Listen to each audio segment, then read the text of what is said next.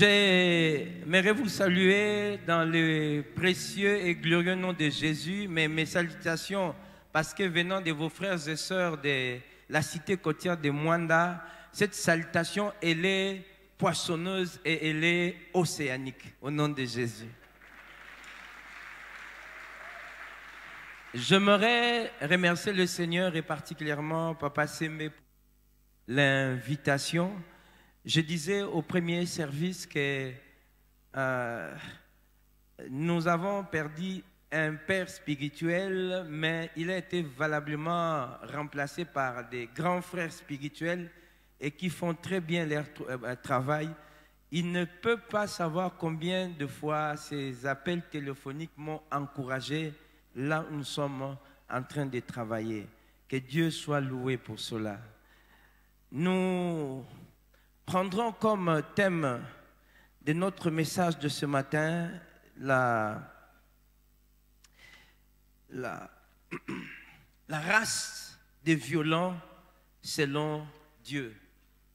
La race des violents selon Dieu. Nous sommes dans Matthieu chapitre 11, le verset 12. Matthieu 11, 12.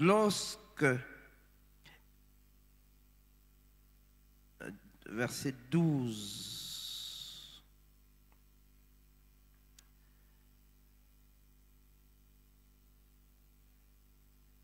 Depuis le temps de Jean-Baptiste jusqu'à présent, le royaume des cieux est forcé et ce sont les violents qui s'en emparent.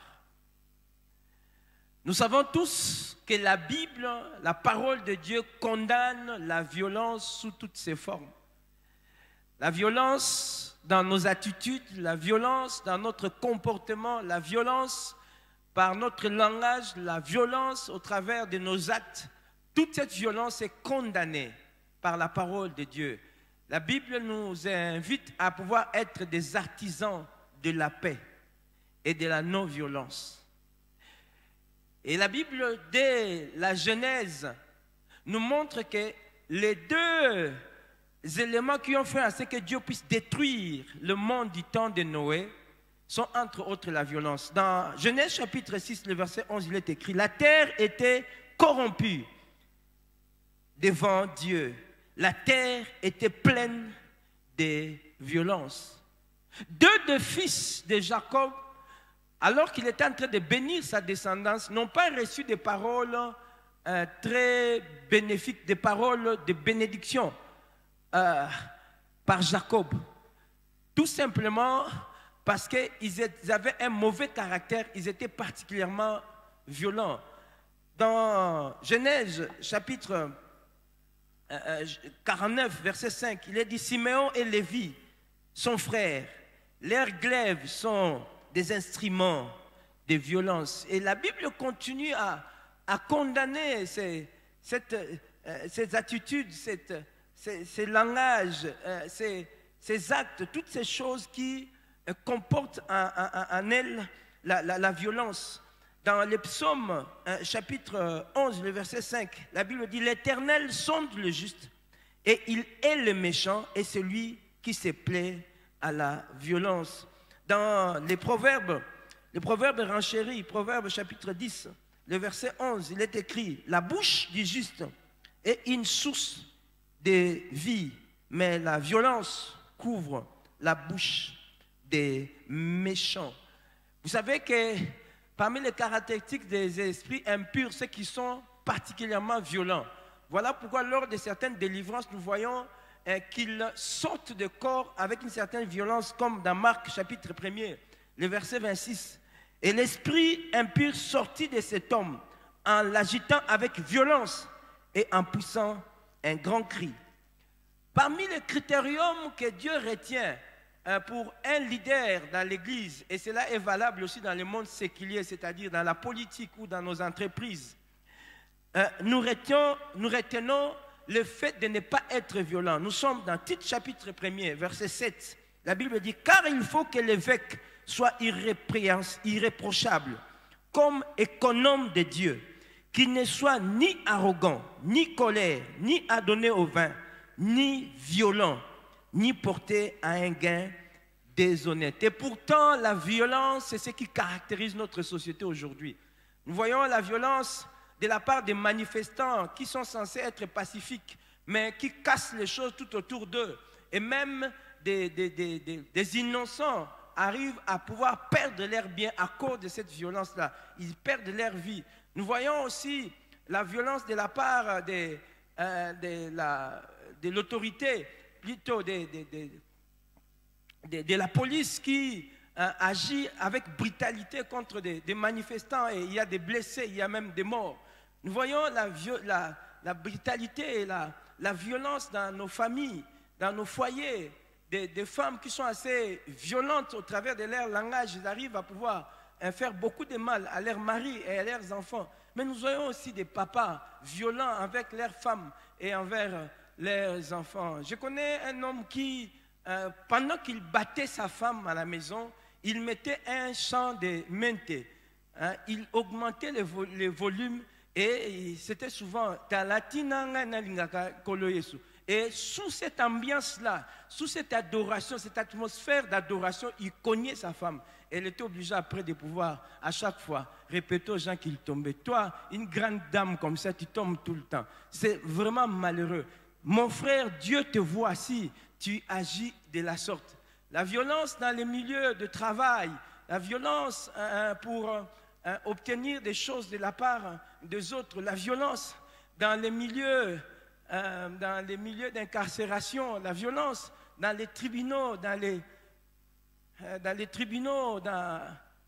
les parquets, la violence.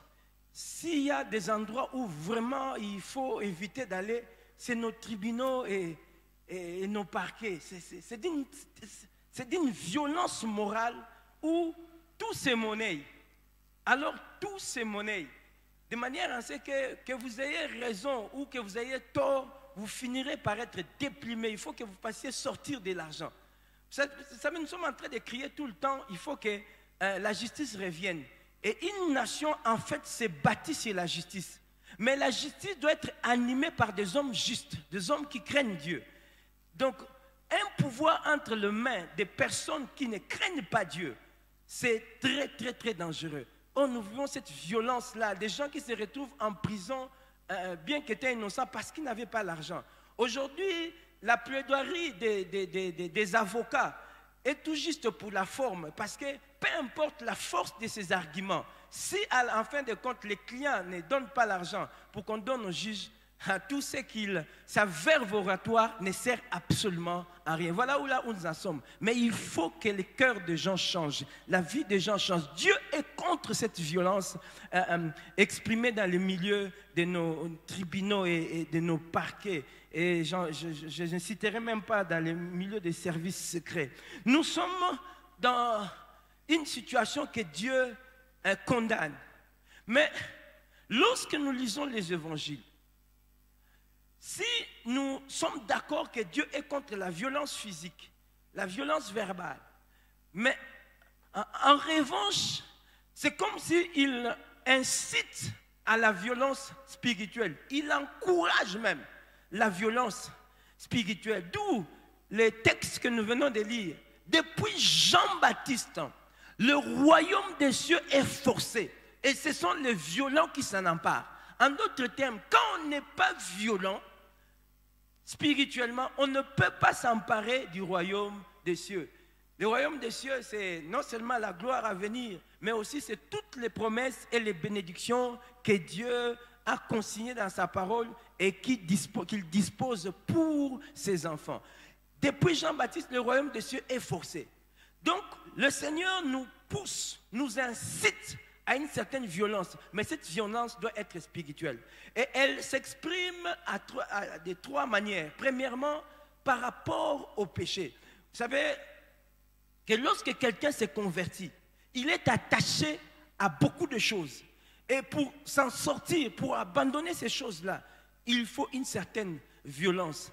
Donc, la violence doit être pratiquée par rapport au péché. Il faut repousser violemment les péchés loin de notre vie. Et cette violence aussi, c'est par rapport à la tentation. Parfois, la tentation vient à nous sous une forme vraiment sévère, assez sévère, de manière à ce que si nous sommes mous, si nous sommes timides, si nous sommes peureux, si nous sommes hésitants, si nous sommes faibles, nous allons être emportés. Il faut une certaine violence. La Bible dit dans Hébreux, chapitre 12, le verset 4, « Vous n'avez pas encore résisté jusqu'au sang en luttant contre le péché. » Donc c'est une guerre, c'est une lutte. Elle est parfois âpre, elle est violente. Voilà pourquoi nous devons prendre conscience de cela. Et Dieu, le Seigneur, nous incite à avoir une certaine violence envers la tentation. Mais cette violence aussi, c'est par rapport au fait de nous éloigner de certains milieux ou bien de certaines personnes qui peuvent nous entraîner vers le mal, qui nous empêchent de développer notre communion avec Dieu. Voilà pourquoi dans Matthieu chapitre 11, le verset 12, Matthieu 5, le verset 29 à 30, la Bible dit que si ton œil est pour toi une occasion de chute, arrache-le. Vous sentez déjà la violence? Il y a un verbe précis, un verbe violent que le Seigneur utilise, arrache-le.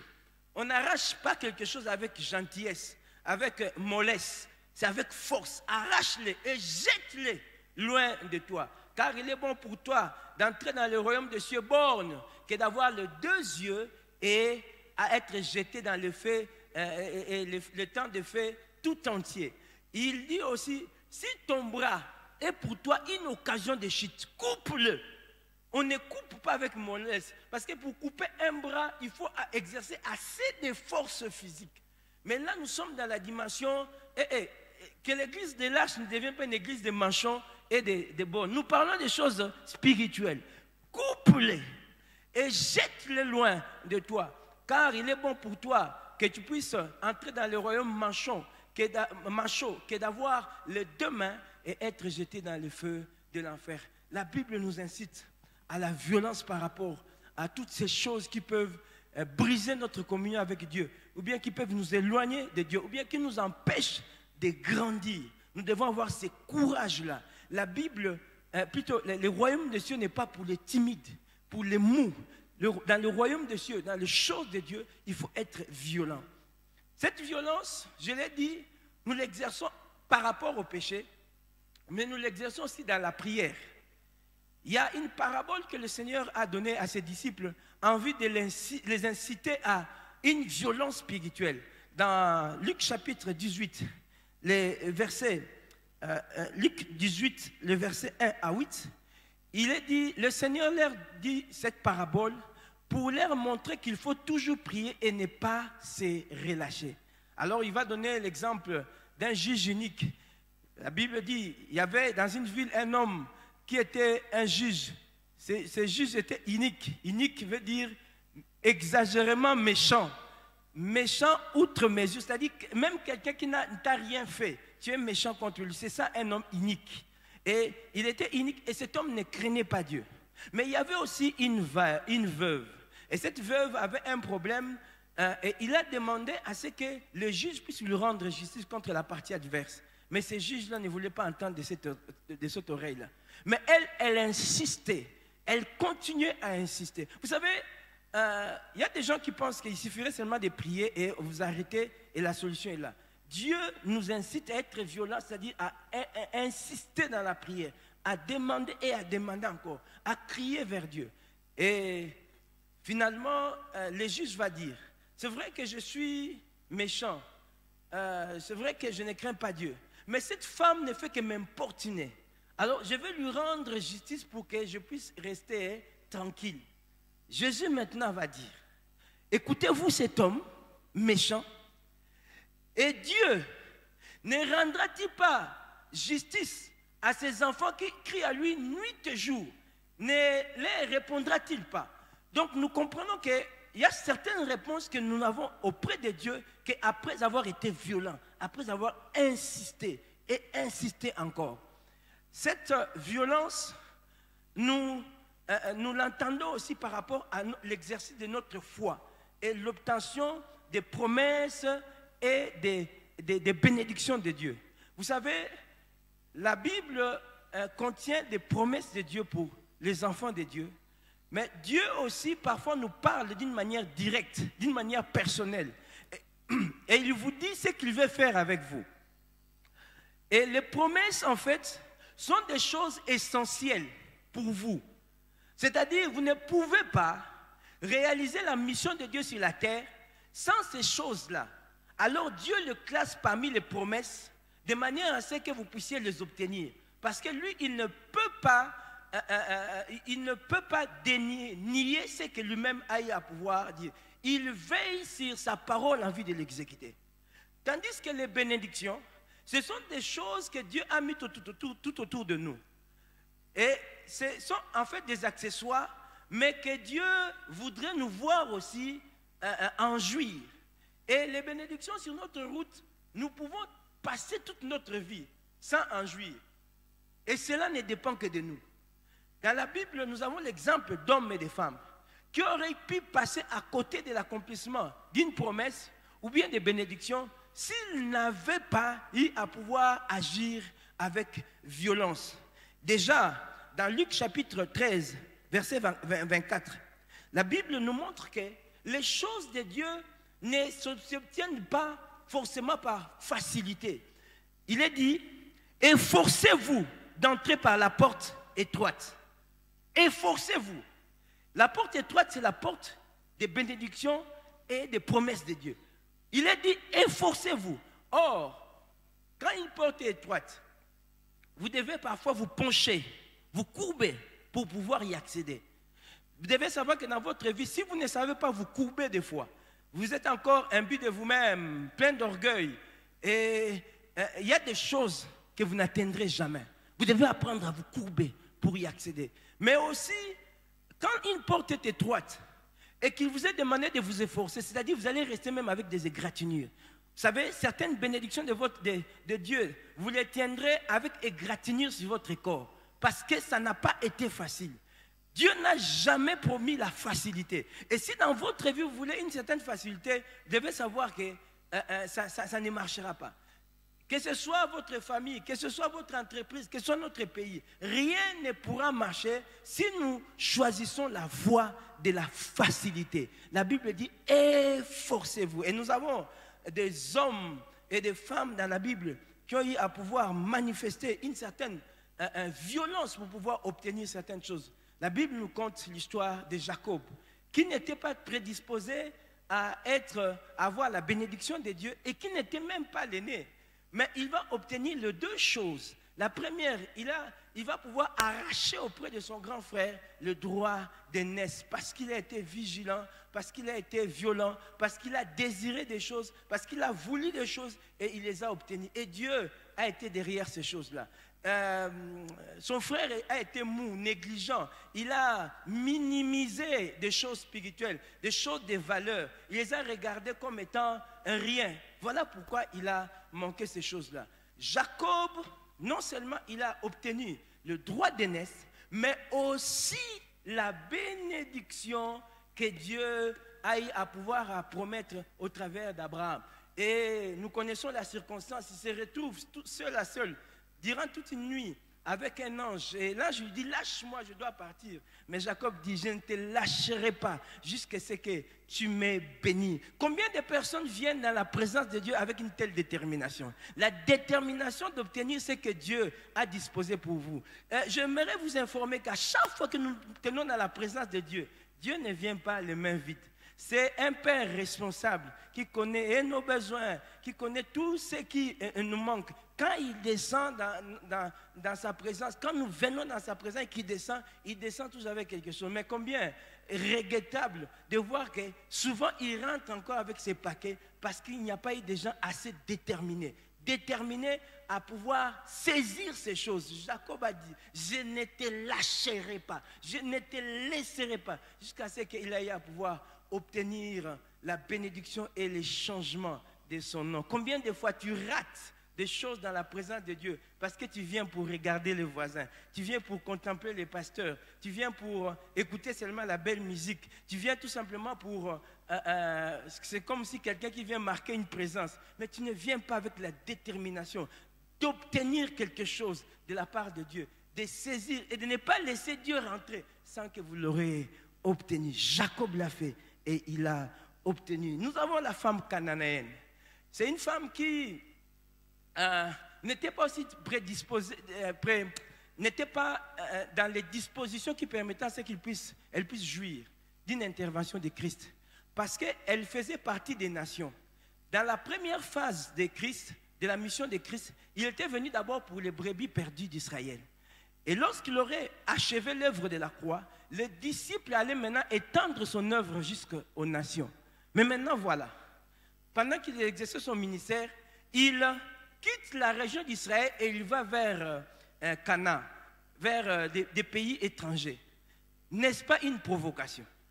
J'aimerais vous dire qu'il arrive à ce que vous puissiez être dans des situations qui ne favorisent pas tellement que Dieu intervienne pour vous. Mais Dieu vous provoque. Il s'approche justement de vous. Ça, c'était une provocation. Alors, cette femme va regarder Christ, va dire, mais Seigneur, j'ai ma fille qui est possédée par les esprits impurs. Viens, interviens, agis, de manière à ce qu'elle puisse être délivrée.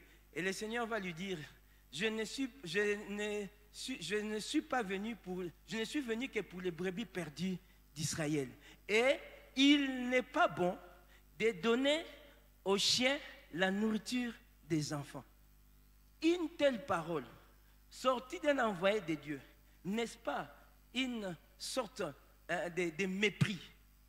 Quel homme de Dieu qui semble être méprisant, qui semble avoir un langage qui vous repousse? J'aimerais vous dire, dans votre désir, dans votre intention d'obtenir certaines choses de la part de Dieu, vous allez sentir comme si vous êtes repoussé. C'est comme vous êtes dédainé, c'est comme si vous êtes négligé. Mais que rien ne puisse vous décourager. Cette femme va dire à Jésus que même les chiens mangent les histoires que les enfants font tomber. Donc moi, même si tu ne peux pas me donner le pain, mais je sais que les miettes venant de toi valent que tout le pain de boulangerie du monde. Moi, je veux ça. Voilà pourquoi Christ va pouvoir répondre à cette femme, et ça, c'est formidable. Il a dit, femme, ta foi est grande. Il n'a pas dit, mon onction est grande. Il n'a pas dit, ma puissance est grande. Il n'a pas dit, moi, je fais des grands miracles. Il a dit à la femme, femme, ta foi est grande. Qu'il te soit fait comme tu veux. Non pas comme je veux, mais comme tu veux. J'aimerais informer quelqu'un qu'il y a des choses qu'on n'obtient que lorsqu'on le veut. Si vous n'avez pas la volonté, ou bien vous n'avez pas les désirs, vous n'aurez pas ces choses. La Bible dit, si quelqu'un a soif, qu'il vienne à moi et qu'il boive. Donc, ne peuvent obtenir certaines choses que ceux qui ont soif, ils sont disposés. Dieu ne donne pas les choses à tout vent. Il ne jette pas les bénédictions à tout vent. Mais il veut trouver des personnes qui veulent. Parce que vous savez, quand vous ne voulez pas d'une chose et que Dieu vous l'accorde, vous allez les négliger. Mais quand vous avez voulu quelque chose et que vous comprenez d'où ça vient, vous allez pouvoir l'utiliser à bon escient. Et c'est ce que le Seigneur va faire. Il va pouvoir intervenir pour cette femme d'une manière exceptionnelle. Soyez de ceux qui vont obtenir des choses d'une manière exceptionnelle venant de Dieu. Parce que vous avez eu une grande foi, parce que vous l'avez voulu. Nous avons aussi l'histoire des 4 hommes dans le Nouveau Testament. Ils avaient quelqu'un, leur connaissance, qui était paralysé, paralytique. Et ils ont entendu parler de Jésus, de ce que Christ pouvait faire, que par la puissance de Christ, cet homme pouvait marcher. Et ils se sont déplacés. Vous savez, certaines bénédictions nécessitent que vous puissiez vous déplacer. Mais vous, vous êtes là coincés. Il y a des gens qui ne bougent pas à Kinshasa parce qu'ils pensent que la vie, c'est seulement ici à Kinshasa. Nous avons l'habitude de dire l'intérieur n'est pas égal à l'inférieur. Donc, il y a des gens qui sont en train de végéter ici. de tourner les pouces pour rien, alors qu'ils pouvaient s'épanouir ailleurs, même à l'intérieur. Donc il y a certaines choses, certaines bénédictions, pour pouvoir... Je me souviens, à notre temps, quand on était encore à la borne, et qu'on devait vous envoyer à l'intérieur. En tout cas, on trouvait ça... C'est comme si on ne vous aimait pas trop. Hein, mais les destinations désirées, c'était la borne Bruxelles, Paris, la borne Luxembourg, la borne Toronto. Ça faisait bien, mais la borne qui nous embouette. Je me souviens, ma famille m'a dit, quand on m'a dit qu'on m'a envoyé, je leur ai dit qu'on m'a envoyé un monde. Il dit, à la borne là, on ne t'aime pas. Mais je me pose la question, qu'est-ce qu'un quinoa peut faire aujourd'hui que moi, je ne fais pas?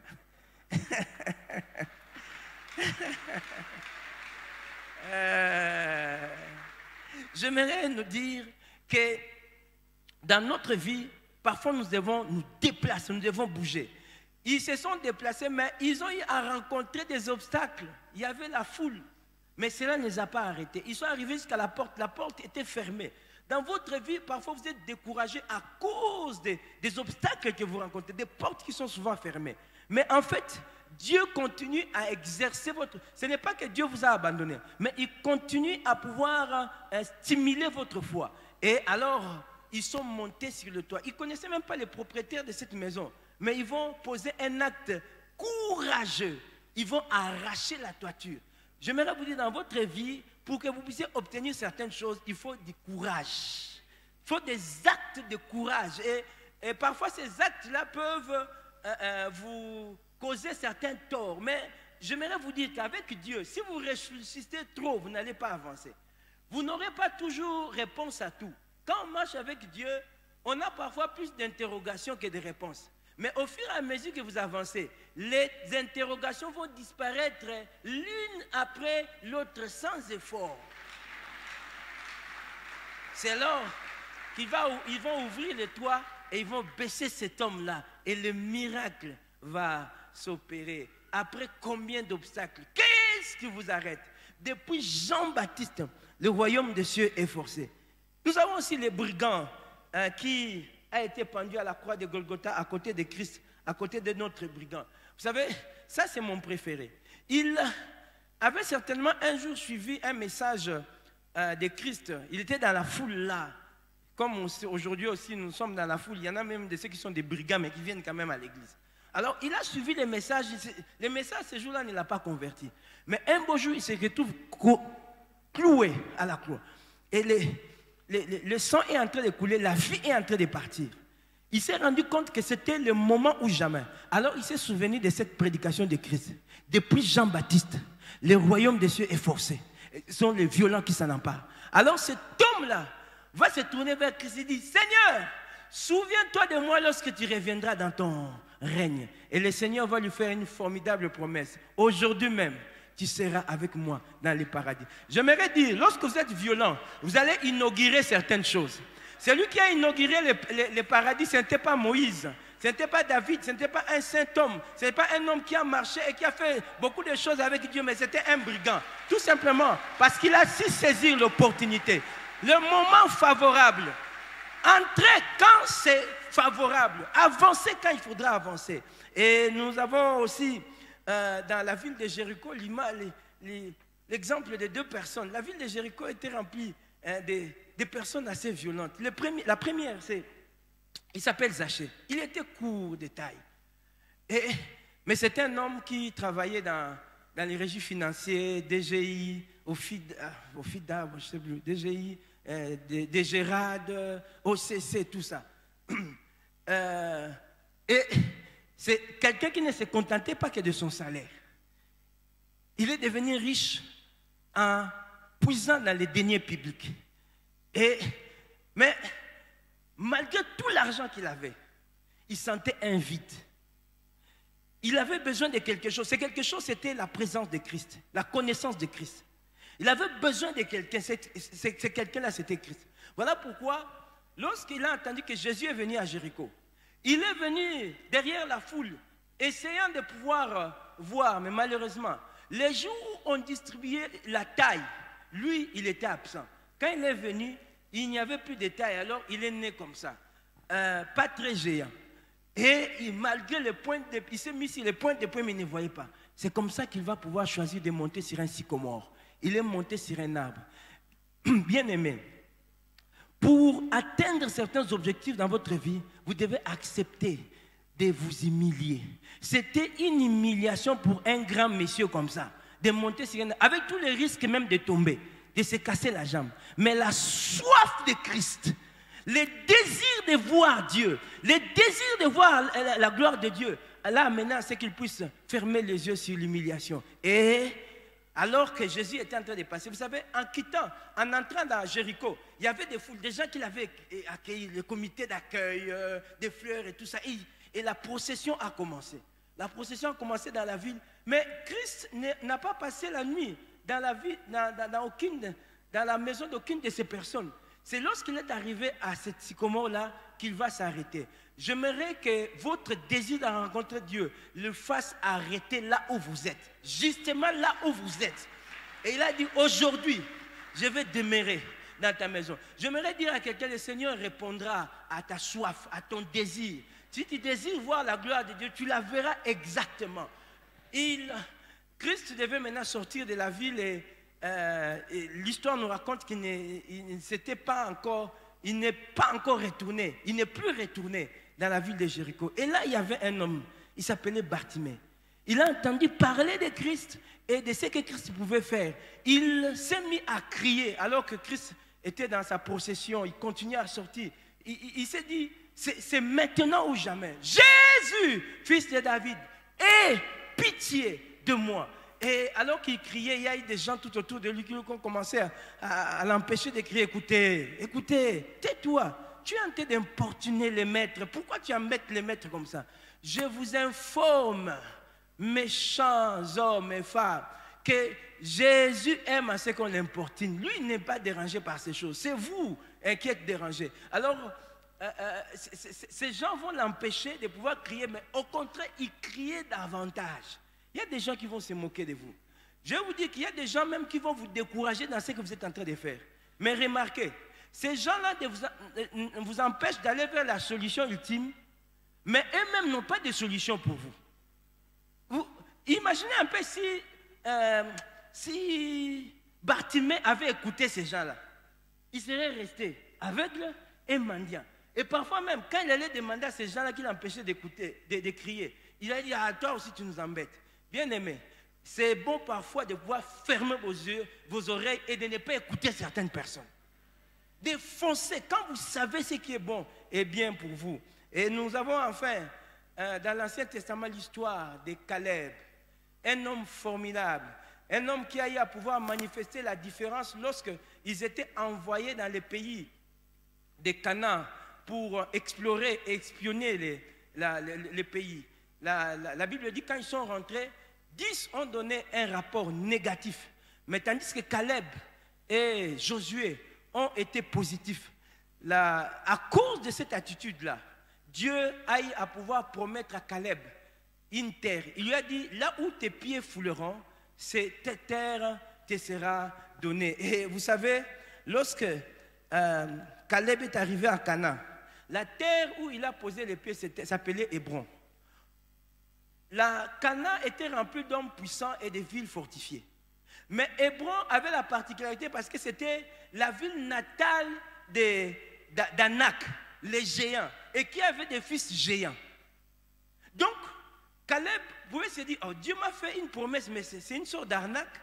Comment il me promet quelque chose, un endroit aussi, une ville imprégnable et aussi dangereuse? Je vais vous dire, lorsque vous écoutez les promesses de Dieu dans votre cœur, parfois ça peut vous rendre excitant, jubilatoire, vous devenez content, vous dites, oh, le Seigneur va faire de grandes choses. Mais dès que vous allez vous retrouver sur le terrain et que vous allez rencontrer les obstacles, vous pouvez dire, Dieu ne m'aime pas. Parce que comment il peut me donner des roses avec autant d'épines? Non, ce n'est pas que Dieu ne vous aime pas, mais il sait ce qu'il a mis en vous. Il a mis en vous des capacités. Il a mis en vous un potentiel. Il sait qu'au-dedans de vous sommeille un héros. Et il suffirait seulement qu'il se retrouve devant les obstacles et il va s'élever. C'est seulement les opportunités qui te manquent pour pouvoir faire des exploits. La Bible dit, l'aide de l'homme n'est que vanité, mais avec Dieu, nous ferons des exploits. Et Dieu est disposé à faire des exploits avec toi. Mais ne font des exploits que des personnes qui sont violentes selon Dieu. Depuis Jean-Baptiste, le royaume des cieux est forcé. Et ce sont les violents qui s'en appartent. Caleb s'est levé et il a pris Horeb et ses environs. Vous deviendrez propriétaire de grandes choses et tout simplement parce que vous avez été suffisamment violent et ambitieux. Vous savez, vous devez vous éloigner de toutes les personnes qui ont des paroles négatives et qui sont très négatives, notamment par rapport à notre pays. Il y a des gens qui disent Congo et Obonga sous-souté, ce pays va très mal et tout ça. C'est vrai. Le Seigneur continue à nous faire passer par une école. Il y a certaines choses que les Congolais doivent apprendre. Mais il viendrait un temps où cela ne dépendra ni de l'opposition, ni de la majorité. Cela dépendra de celui qui a tout décidé sans avoir consulté personne. Dieu relèvera ce pays parce qu'il a une mission particulière avec le Congo. Non pas à cause des beaux yeux des Congolais, mais tout simplement à cause de son plan personnel. Et attention, si vous continuez à douter et à avoir toujours des paroles négatives, vous pourrez voir cela, mais sans le manger. Mais soyez de ceux qui obéissent à Dieu pour pouvoir manger les meilleurs fruits du pays. Que Dieu bénisse sa parole.